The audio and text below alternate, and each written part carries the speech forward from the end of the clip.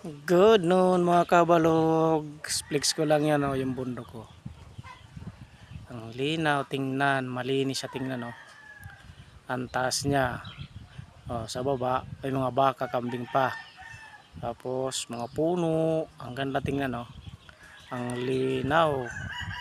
Ang aliwalas tingnan ba siya, yung bundok na yan, yung bundok yan. Malinaw sa tingnan. Walang ka ano-ano. Pero pag umaga diyan, yan, mataas yung, maraming pag ba, yung hamog ba. Andiyan na bundok na yan dyan, sa paano ng bundok naman yan, mga nyug at saka mga iba-ibang puno, basta iba-ibang puno yan, ang dami. Malago siya, malago ang puno. Yung bundok, malago rin yan ang mga puno niyan dyan. Bawal kasi yan dyan magkaingin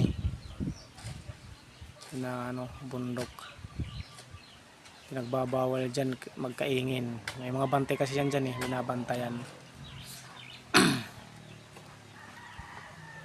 Ito dito, kinakain ng mga baka at saka kambing.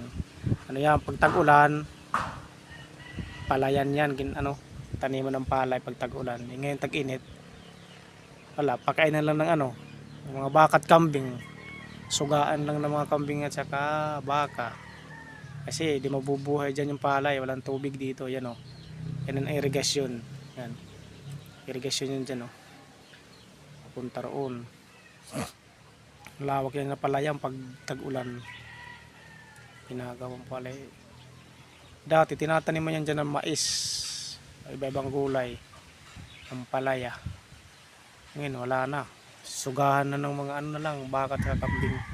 Yun lang po mga kabalogs, thank you.